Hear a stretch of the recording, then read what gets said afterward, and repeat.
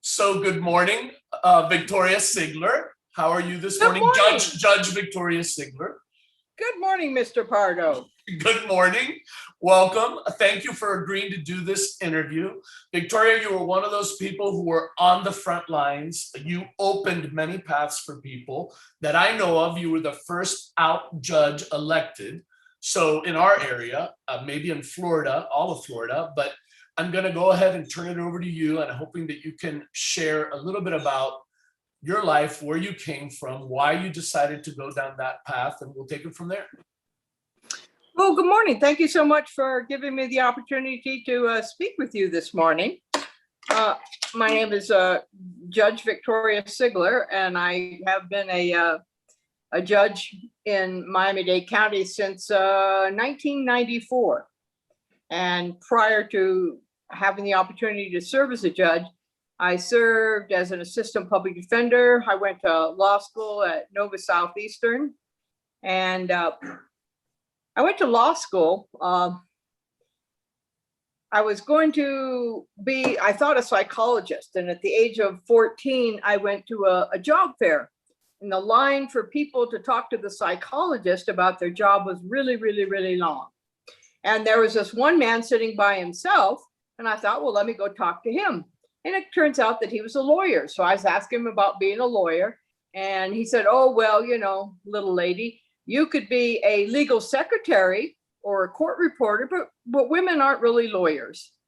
And at that point, the die was cast. I decided that I was going to school, I was going to be a lawyer, I was going to come back to that town and find him and try a case against him. And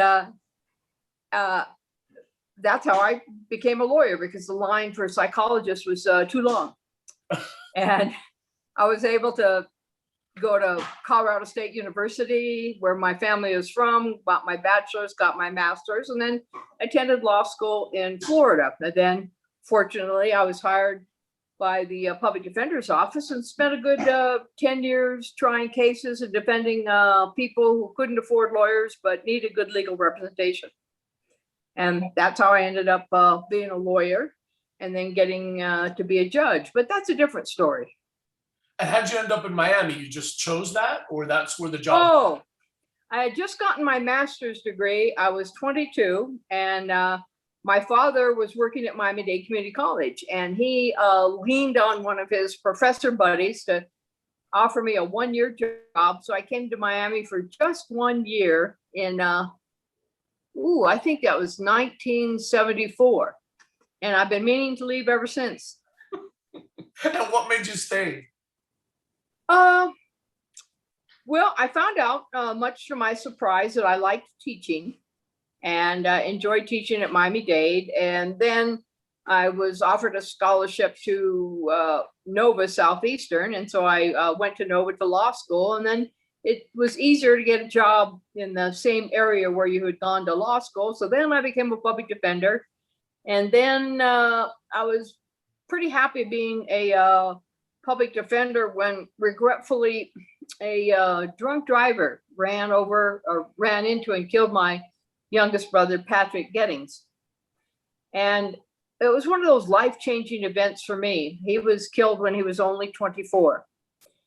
And I thought about all the things he was never going to get to do, the plans he had, and that type of thing. And it made me realize that I had spent my life advocating for other people, women's rights, but all that time I was hiding who I really was, which was a gay woman, a lesbian.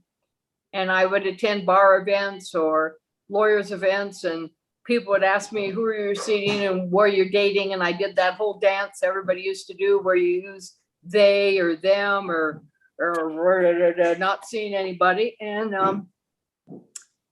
it was probably a time frame of temporary insanity. I didn't really think it through, but at that period, I realized that maybe it was time for me to live my life as and who I was. And as a serendipitous coincidence at that time, the Florida bar was considering passing some rules for lawyer and attorney conduct. And they were passing a rule that would prohibit discrimination on the basis of sex, race, and ethnicity. And the gay and lesbian lawyers proposed that they also add sexual orientation and take that before the Florida bar. But the unfortunate part is in that time frame, people didn't feel comfortable being out. They were worried about losing their jobs, not being able to get a job, losing clients. And since I, at that point in time, didn't really care what happened in terms of my income source, I volunteered to go before the Florida bar and speak on behalf of including sexual orientation. And it was the funniest thing. I don't know if you have ever heard the song Arlo Guthrie sang, Alice's Restaurant, where he gets arrested for, I don't know, disorderly conduct or dropping, littering or something. He goes to jail. And he's sitting in his jail cell with everybody, and they're all like, I'm a murderer, I'm a robber. And they ask him what he did. And he said, well, I got arrested for loitering or littering and whatever. And everybody moved down the bench away from him because he wasn't bad enough to be associated with. Well, I go up to Tallahassee and nobody knew what I was going to be speaking on behalf of. So I'm sitting on the wall with the women lawyers from Florida Association of Women Lawyers and some of the members of the Black Bar and some of the members of the Salad or the Cuban Bar. And nobody asked me what I was speaking about. And I got time to speak on behalf of sexual orientation. So I got up and I had a speech written about talking about them and they and helping those people. And I threw that speech out the window and I got up and I spent my 3 minutes talking about what it's like to be a gay person working in court and having to listen to judges make fun of homosexuals and say words like faggot. We're all supposed to laugh, and having my colleagues make gay jokes and whack on gay people. And I had to sit there and keep my mouth shut and take it to try and help my clients. And so I just talked about the experiences of what it was like to be a serious, respected litigator and be expected to take that type of criticism. And I got done speaking. I turned around and went back to sit on the bench, and everybody had moved way down. And there I was sitting by myself. Yeah, And that's what it was like. Oh my gosh, there are going to be consequences to this, aren't there? And God bless them, there are a couple of gay lawyers at that time who were sitting in the audience, and they saw me abandoned and sitting all by myself, and they got up and marched over and sat on either side of me, so I didn't have to sit there alone anymore, and in essence ended up outing themselves as well. So that was my God, that's a great story. That was my unconsidered step into activism at that time. And then I got right about that time, I was trying to decide the activity with the Florida bar was published. And my boss, the public defender, brought me into his office and closed the door and told me that, he didn't think I could continue being an effective member of his staff now that people knew that I was gay, and that I needed to start thinking about an exit strategy. Wow. And so my exit strategy was I decided to run for county court judge, and I didn't think I could win because I had never run for office before, and because I was going to run as the first out person in this area, and I knew it was kind of a kamikaze mission. So I was going to run, I was going to lose, and then I was going to move to another state and open a law practice with a friend of mine. And that plan didn't work out very well because I ended up winning. And I didn't really want to be a judge. I didn't think I had that skill set in me. But after I'd won the election, then I thought it would be really bad form if I didn't show up to work for the first day. So that's how I became a judge. Let me ask you, Victoria, when you were running, that must have been surreal. I mean, can you talk a little bit about how that whole experience was when you had to you were out, but you kind of, like you said, people would move to the other side of the bench. How did you manage all that? It was painful at times. For example, we had we had a fundraiser that was published in the newspaper where we were did some kind of event at the old theater in North Miami. And I can't remember if it was a performer or if it was a movie we were showing, but it was published in the paper. And so, as usual, I was out front with a couple people to help me run for office. We were greeting people, and a couple carloads of young men drove by, rolled down their windows, called us insulting names, threw eggs at us, threw water balloons at us. And there were times when things like that happened where you'd be out in public and somebody would come up to you and shout in your face and call you a dyke or a homo. And it'd be like, yeah, that's true. But there were times when it was almost physically threatening. One of the other difficult parts of it was that many people who had supported me initially when I filed my paperwork to run contacted me and asked to withdraw their endorsements because they had found out that I was gay. And so respected lawyers who had known me for a long time, people I had been in the trenches with and had tried cases with, wanted to withdraw their support just because they found out that I was gay. And that was hurtful. Yeah. To find out that people that I had respected wanted to back away from me just of the fact of who I was. So those kind of things were painful. On the other hand, I was fortunate to be picked up by the Gay and Lesbian Victory Fund, who was just starting to do political fundraising for candidates in different races. And that year, they were looking for somebody in the South, and they're also looking for a woman. And they jumped into my race and helped me raise a significant amount of money from all around the country.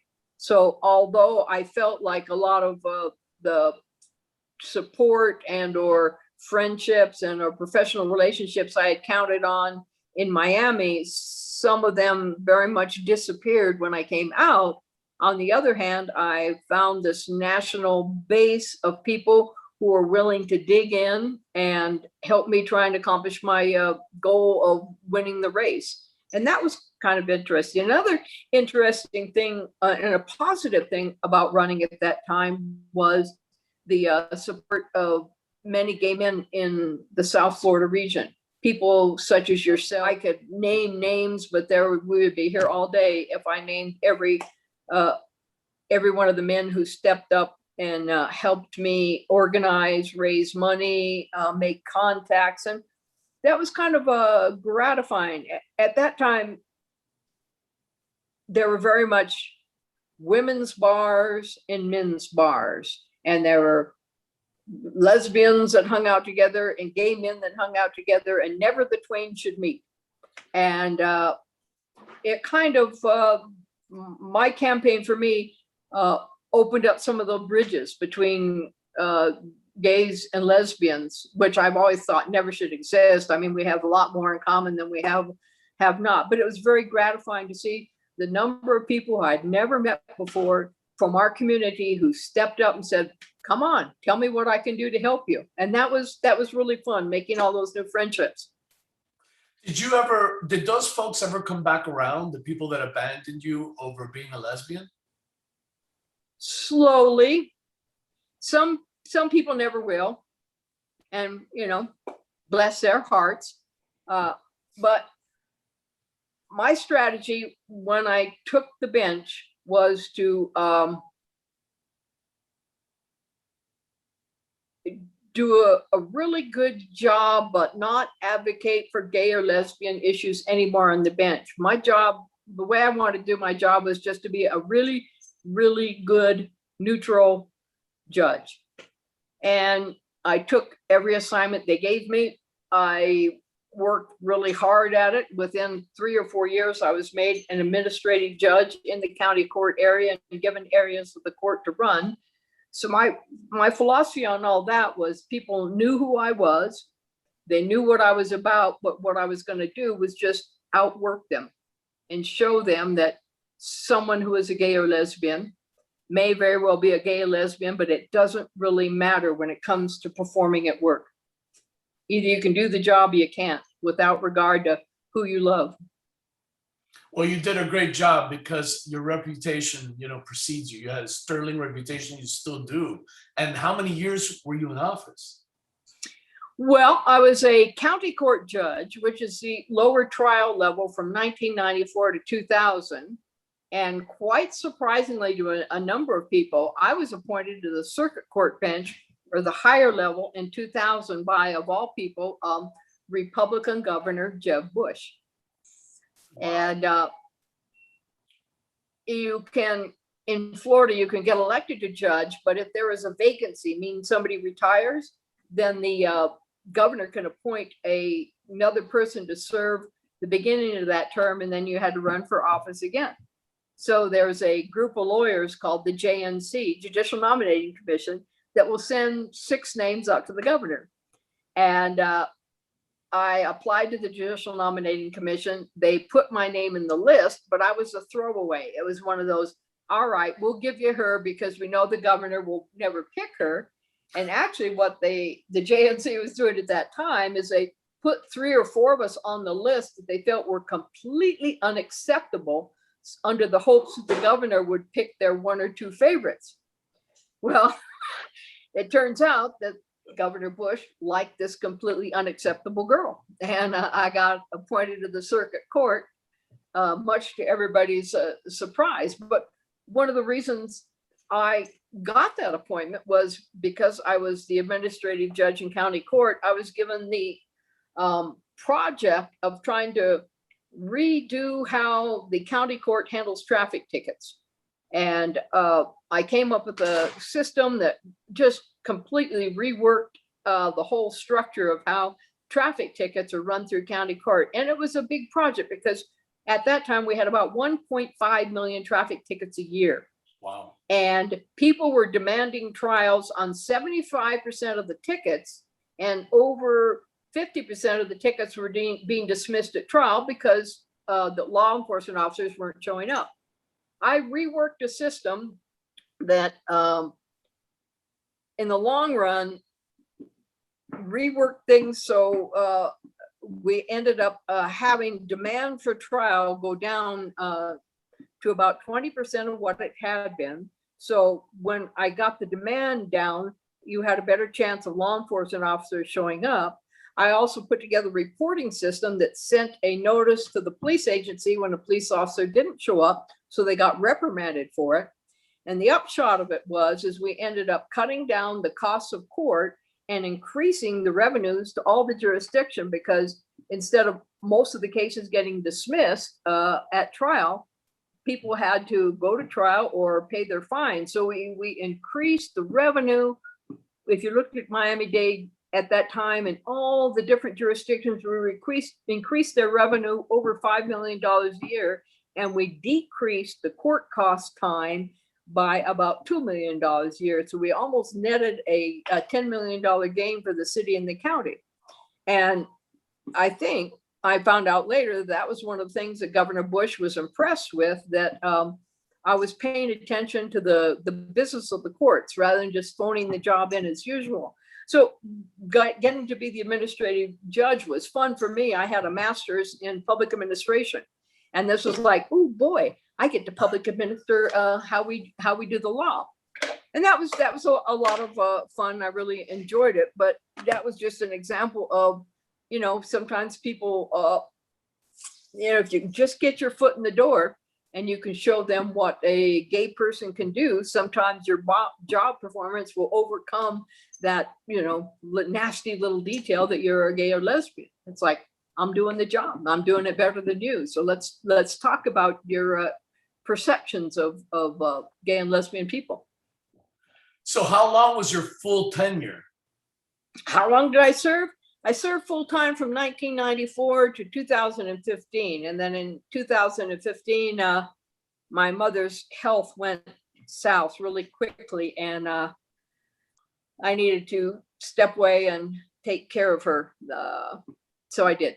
I resigned my full-time position. I'm now what's called a senior judge, which is like being a substitute teacher. When other judges are out or sick or they need somebody to step in, then I'll come and go back to work. But I resigned from full-time work back in 2015, I think it was. So yeah, about 21 years full-time. And what do you attribute your success to primarily? Well, was I successful? I don't know. I guess holding a job as a judge for 21 years is a small measure of success. The first out lesbian elected to public office, yeah, you were successful. I just outworked everybody. If you show up, I showed up on time or I showed up early. I read everything any lawyer ever filed in front of me. If I didn't understand the issues, I would spend the couple days before at night on my own time reading it, so I knew what they were talking about by the time they came in front of me. With any kind of job, I think for us, since we're under a little bit more scrutiny than a, say, normal person, and I use the word from their point of view, I think we just have to prepare better. We have to outwork other people. And if we prepare very hard and we outwork other people, I think they start to forget the unfortunate aspect of the fact that we're gays or lesbians. It's Right. preparation, putting in the time, showing up early, staying late. And in this environment now, in today's environment where we have so much, social media and polarization, and I feel like people coming up have this pressure to have very defined opinions about everything, and they end up on Yeah. opposite sides a lot. What's some advice you can give people? Well, the first primary rule for me would be mind your social media. And I have some college friends who are also judges in different states. We've always laughed that had there been social media when we were in college, none of us would have ever gotten to be judges. Because when you're 18, 22, you do silly things, you have fun, you don't really think about the long-term consequence. But with all the kind of social media, Insta and Twitter and even Facebook for us dinosaurs, if you're at a place where if you're in a place where things start to get a little raunchy, you got to walk away. Even if you don't post it, you can have your picture taken and you could be tagged. You have to be very careful about what you say, because the words you utter without thinking can come back to haunt you very quickly and very easily. One of the first things I had to do when I became a judge is I had to step away from political activism. I couldn't weigh in on anything happening and give an opinion, because if I was a judge and I gave an opinion, somebody later on could file a motion to make me come off the bench. So that was a rule I learned really, really young in the process, and really early, was that I had to be very careful about what I said. When I first ran and came out and was on the bench, anytime a gay issue came up, I would have the Miami Herald or ABC or NBC call me up for a comment. And of course, it'd be very flattering to want to give a comment, because who doesn't want to see their picture in the paper and, hear their little 10-second soundbite. But I learned very early on in the process, my comment was no comment, or isn't that interesting? I'll have to think about that. Well, that is an important issue to some people now, isn't it? I developed a list of 10 platitudes that said absolutely nothing, but gave the illusion that I cared about what you were talking about. And since we have social media, things you do when you're 18, when you're 25, when you're 30, will be out there forever. And you need to think about it. For example, early in my time on the bench, I was asked to open up a gay pride event and speak. And I thought, well, that sounds interesting. So who will be on the stage with me? And I was told, well, actually, we're going to have you centered by about 6 drag queens, 3 on one side and 3 on the other. And I thought to myself, yeah, that's what I need for my next election, is to have my opponent put a picture of me on a stage with 6 drag queens. And one of the biggest problems for me doing that was, of course, that they were going to look better than I did. The hair, the makeup, the outfits, they would look like the real women, and I would just be, you know, the schlemo in the middle. So whenever I was asked to do an event, particularly for a pride activity, I would show up and I would do things, but I had to be very careful about who was on the stage with me or who was around me and what I wore and what I said, because I knew darn well that it was going to come back to haunt me if I said anything that could be taken out of context. And you know, it's easy to take 6 words and string them together in a different context. And so anybody that thinks they may want to have a political career needs to be very thoughtful about where they go and with whom they speak, who's around them, how they're introduced, what you wear. And I would just warn anybody that's going to be in a gay pride event, you know, make sure that the people, you know, you look as good as the people's that are next to you. Or you probably don't want to be walking down the street with people in pink thongs, because you will see it in a campaign poster used against you.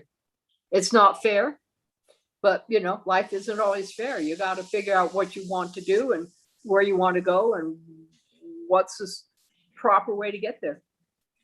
I mean, times have changed, and coming from the corporate side, I think it's the same as public office. You know, they scan all of social media now, so they will see a lot of those pictures. And maybe if a drag queen comes up, it won't be interpreted in exactly the same way, but it's still something that can create an image that can lose you a job. And I think younger generations don't have any appreciation for that. No, because they've grown up and lived in a much freer environment than we did. But you have to remember that for at least another 20 years, who's doing the hiring? Right. And the people that are doing the hiring are the 60 and 70-year-olds that didn't live in that same freeing kind of environment. I have cousins that have children that are in their 20s, and I look at their social pages and they have friends of every color. I mean, I'll look at a party and there'll be every color represented at that party. There will be somebody that you can see is quite gay, somebody that isn't. And I'm always impressed at that generation, how there are so few barriers with whom they interact. Of course, that's California, and that's a whole different venue. But I still think that people, you know, the teenagers and the 20-year-olds need to remember that while they have a social group and they've lived in a certain milieu, who is the power structure that you need to appeal to get to where you want to appeal? And the CEO of a banking corporation or a larger corporation is not going to have lived in a multicultural accepting environment. And if you have a choice between candidate A, who looks and talks like you, and candidate B, who's different, it's human nature. You're picking the person that feels and looks like you because it makes you feel more comfortable about who you are. Absolutely. Yeah, that's great advice. Absolutely. Looking at the younger generations, like you were saying, the 20-year-olds, et cetera, what other advice might you give them as they are looking to enter the world and live their life? Build bridges outside of your community. You know, it might be easy just to live in gay world and surround yourself with people you're comfortable with, but that is not real world. In the best of times, you're talking 10 or 15%. So you need to build bridges and relationships with other people with whom you might have things in common. Many years ago, a big thing for gay and lesbian lawyers is there's a Gay and Lesbian Lawyers Association that's national. And we had the opportunity to have the conference in Miami, which was a big deal. Actually, the conference was going to come to Miami Beach. But also that was the same time when there was a big black boycott of the hotels in Miami Beach because of hiring practices. And I forced a vote at the national level and at our local level to not invite the conference to Miami Beach because of the black boycott.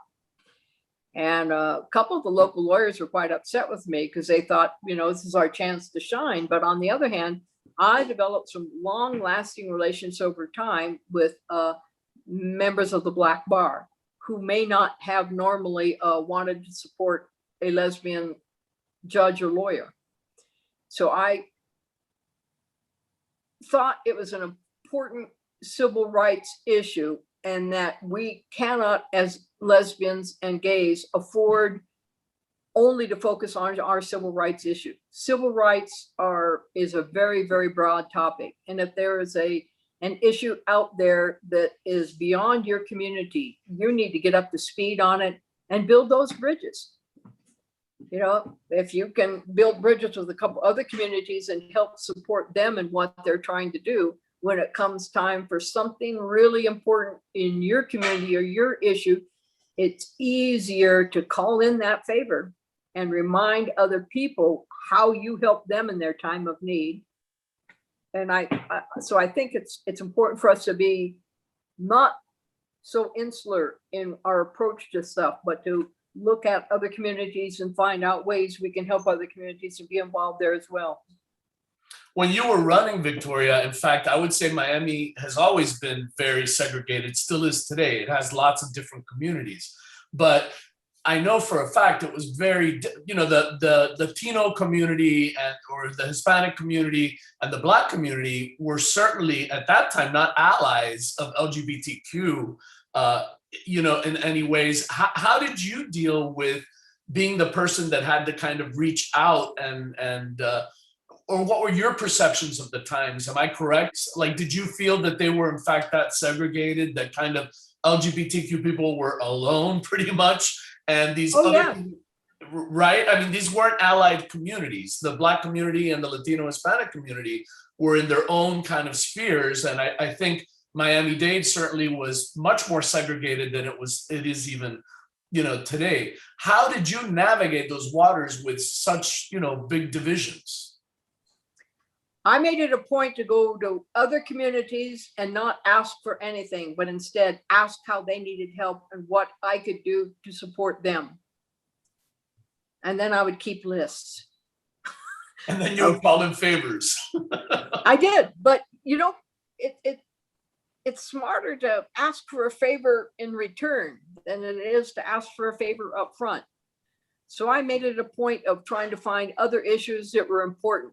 For example, when the Hispanic community was trying to make some inroads on something as simple as having court interpreters available for Spanish-speaking people, rather than to make them hire their own just to come to court, I tried to get involved in that process and do what we needed to make sure that anybody who's going to court could understand what the people in front of them were telling them to do. So I started as a very young person being involved in different kind of rights organizations, first with civil rights and then with women's rights. So I had already had that mindset as a young person. So it wasn't any stretch for me to go out and still maintain a relationship with other communities and find out how we could help them. I had to navigate that gently and softly as a sitting judge, so I didn't put myself in a position where I would be recused from any type of litigation that came in front of me. But there are ways I could reach out to other communities and get involved in the background to build bridges. And how do you find easier to ask for a return of a favor than it is to ask for one up front to start? Absolutely. How do you find the political climate today, and how does that contrast with the days where you were in office? Better and much, much worse at the same time. I think we are a little bit more open to civil rights with women, with people of color, with gays, lesbians, transgenders. On the other hand, we are at a point of polarization in American politics that I have not ever seen as a student of political history. It seems like, I don't know if it's media and the soundbite emphasis, but we all seem to be looking to wait for somebody to say something and then go, aha, you said that, that's wrong. And rather than look for that middle ground, that overlapping area of what we can do to move forward, people seem to be sitting back looking for opportunities to, it's hard to point on Zoom, do I go this way or that way, how to point the finger at each other saying, he said that, that's bad, or she said that. I mean, we're jumping down each other's throats for no reason at all, and we're not looking for the common ground in the middle.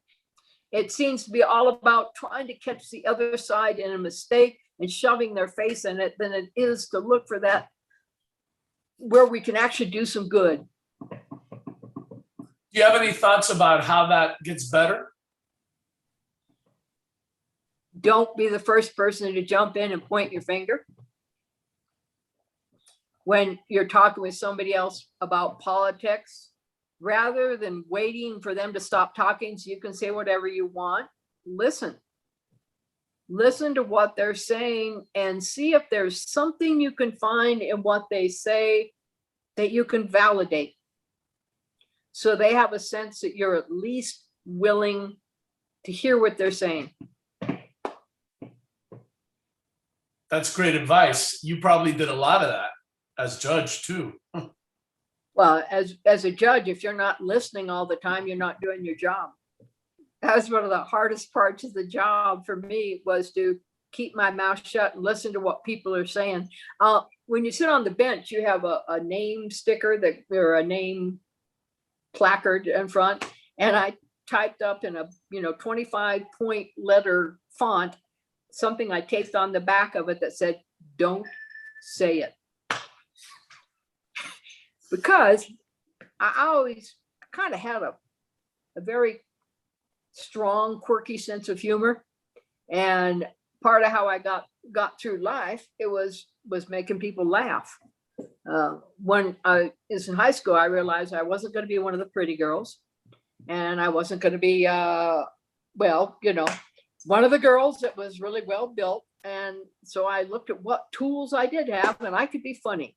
And sometimes I could be funny at other people's expense, but who cares? I was funny. And so once I got on the bench, I had to kind of stop that to a certain extent, because it's not, you shouldn't pick on people when they can't talk back to you. And so I had to learn, but also seriously, when you're doing the job, people, particularly in county court, people who didn't have lawyers came before you because they had something in their life that they wanted the court system to solve for them.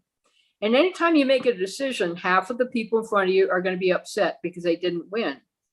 But if you're doing your job right, you could at least let people know that you heard what they said, even if they didn't get what they wanted. And to translate that out of the bench and into politics, that's a very useful skill to have. You aren't always going to agree, but you can let the other person know that you heard them. And sometimes when the process is going on, you're listening to them with the hopes of, how am I going to debate them or show them or tell them how wrong they are?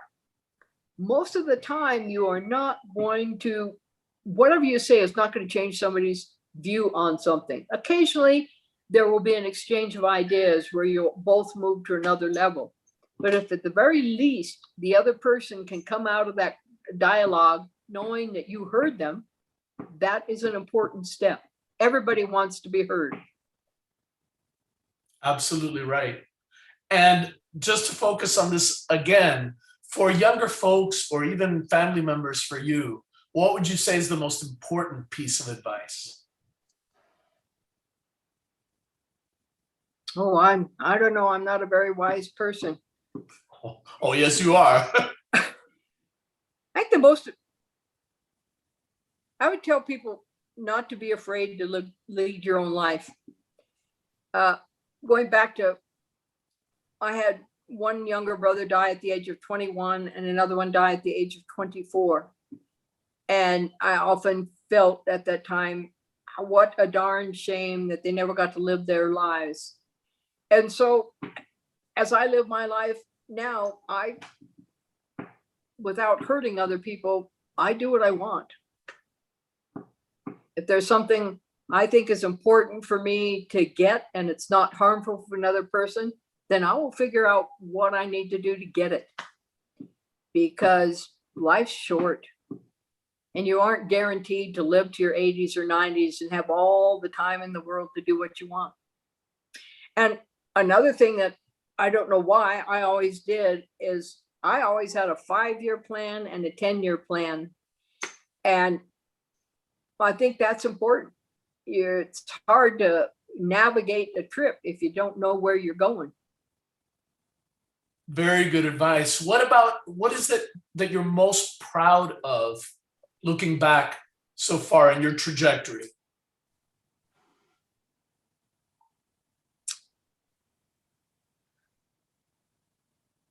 Getting elected as an out person was very gratifying for me on an individual level. Oh goody, I won, I get to be a judge, nanny nanny boo boo. But the consequence I'd never really thought about was how many doors that opened up for everybody else that did the job, not just other judges, not just other lawyers, but I was very surprised at the number of court clerks, court reporters, correction officers, law enforcement officers, all the people involved in the justice system that would kind of sidle up to me in a room when nobody was looking and they'd say, thank you. And I didn't have to ask what they're thanking me for, but we managed, all of us. I was just the figurehead of what we did at that time. But folks such as yourself and all the other men and women who stepped up and carried me on their shoulders, we kicked open some doors for the younger generation who now can be who they want to be. And Victoria, looking back, do you have any regrets about anything? I mean, is there something you would do different? Nope. Not a thing. Not a thing. That's a life well lived. And what gives you the happiness that you obviously exude in your life? I have been able to live my life being me. Wow. That's huge. Well, listen, I want to thank you, Victoria, for your time. Are there any kind of closing or final thoughts you'd like to share? None that I could think of right now. Just be yourself. But not just be yourself. Figure out who you are and figure out what a better version of yourself is, and then get there. Wow, that's fantastic. That's really, really good advice. Thank you. I really appreciate it. Well, thank you for your time this morning or this afternoon, or good day to you, sir. Good day to you, ma'am. Judge, right. Have a great day. All right. Thank you, Mr. Pardo. Bye-bye. Bye-bye.